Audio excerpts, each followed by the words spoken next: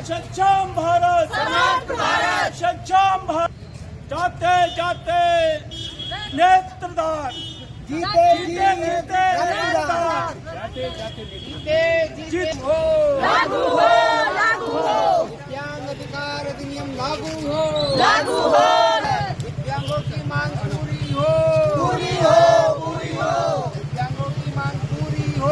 सक्षम भारत, समर्थ भारत, जीते जीते जीते जीते रक्तदान, जाते जाते नेत्रदान, जीते जीते दिव्यांग अधिकार अधिनियम 2016 लागू हो, लागू हो, लागू हो, लागू हो, दिव्यांग अधिकार अधिनियम 2016 लागू हो, लागू हो, लागू हो।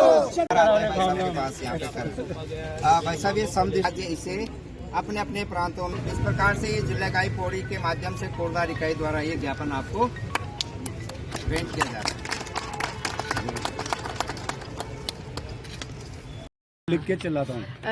क्या किस मुद्दे को लेकर के आज आप लोग यहाँ तहसील में आए हैं? नमस्कार, आपके चैनल को मैं बहुत बहुत धन्यवाद देता हूं और आप हमारे जितने भी दिव्यांग बच्चे हैं, भाई बहन हैं, उनकी मांग को अपने चैनल के माध्यम से सरकार के सम्मुख रखेंगे, ऐसी मैं आपसे आशा करता हूं। हमारी बहुत ही छोटी छोटी मांगे हैं। हमारे दिव्यांग भाई बहन, छोटे छोटे बच्चे जो हैं बिल्कुल तिरस्कृत हैं समाज से, और सबसे मुख्य कारण उनका गरीबी है। उनको कोई सेवा सहायता न मिलना, आर्थिक सहायता न मिलना। सरकार से हमारी 10 मांगे हैं, जिसमें सबसे प्रमुख है कि जो बाध्यता बनाई है कि आय सर्टिफिकेट, आय प्रमाण पत्र जो है 4,000 रुपये का महीने का होना चाहिए। अब जो दिव्यांग बेचारा अपने तन मन से बिल्कुल भी गरीब है, वो 4,000 रुपये से ज़्यादा कहाँ से लाएगा और कैसे काम करेगा। मैं सरकार से निवेदन करता हूँ कि इस बाध्यता को तुरंत ख़त्म किया जाए। इसके अलावा सरकार जो है दिव्यांग अधिनियम 2016 को तुरंत पूर्ण तरह से पालन करे, इस चीज़ का पालन करे। सरकारी अस्पतालों में सारे दिव्यांगों को सारी सुविधाएं दी जाए। उनको बार बार एम्स न रिफ़र किया जाए। एम्स जाना अत्यंत दुर्लभ काम है और हर दिव्यांग के बस की बात नहीं है। न तो उनके पास पैसा होता है, न समय होता है, और न ही उनके पास इस तरह की कोई जानकारी होती है। फिलहाल हम जो है हमारा जो कोटद्वार की जो है सक्षम इकाई है, समदृष्टि क्षमता एवं विकास अनुसंधान मंडल, इस कार्य में तन मन धन से हम लोग काम किए जा रहे हैं। हम लोग चाहते हैं कि हम हर दिव्यांग जन तक पहुँचें, और मेरी मुख्य मांग यही है माननीय मुख्यमंत्री जी से, वो जनहित में बहुत अच्छे अच्छे कार्य कर रहे हैं। मेरी उनसे गुजारिश है कि तुरंत ही इस तरह से दिव्यांगों की तरफ भी जो है अपनी दया दृष्टि बनाएं और उनके आर्थिक सहयोग के लिए, उनके सामाजिक सहयोग के लिए, उनके स्वास्थ्य के प्रति जो है अपनी रुचि दिखाएं। बहुत बहुत धन्यवाद। क्या नाम है आपका? मैं विपुल उनियाल हूँ, कोटद्वार इकाई का सचिव, सक्षम इकाई का सचिव।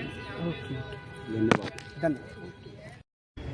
अहम मांग ये है कि वो RPDW एक्ट जो दिव्यांगजन अधिकार अधिनियम है, वो पूर्ण रूप से और ईमानदारी के साथ वो सरकार उसको लागू करे, क्योंकि दिव्यांगजनों की स्थिति सन 1980 के अनुरूप आज तक वही उसी व्यवस्था के अनुरूप है।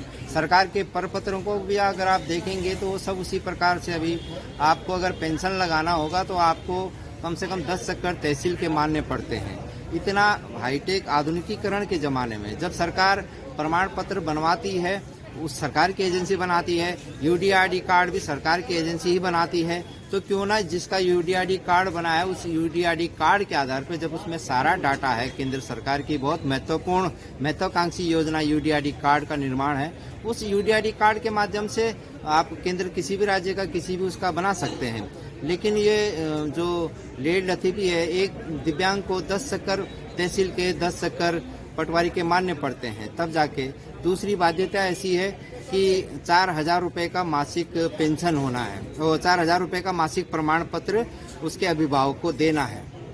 यह सरकार की जिम्मेवारी बनती है कि सरकार जो दिव्यांग समाज है उस समाज की चिंता करे, उस समाज को सरलता की ओर ले जाए, न कि कठिनाई की ओर। क्योंकि बहुत सारे विषय ऐसे आते हैं कि प्रमाण पत्र नहीं बना है तो बच्चे को कोई सरकारी सहायता उपलब्ध नहीं हो पाती है। आगे भविष्य उसको पता ही नहीं कि सरकार इतनी सारी महत्वपूर्ण योजनाएं, तो लोकप्रिय योजनाएं सरकार की हैं। तो इस प्रकार से उन चीज़ों में सरलीकरण हो। दिव्यांग पेंशन का विषय आता है तो 1500 रुपया, 1200 रुपया सक्षम की समन्वय बैठक हुई थी, उस समय 1200 से 1500 किया गया था। जो अपने समाज कल्याण मंत्री थे स्वर्गीय चंदन रामदास जी, लेकिन उसके बाद उनसे कमिटमेंट था कि इसको 3100 करना है। कम से कम 3,000 रुपया उनका मासिक पेंशन होना चाहिए।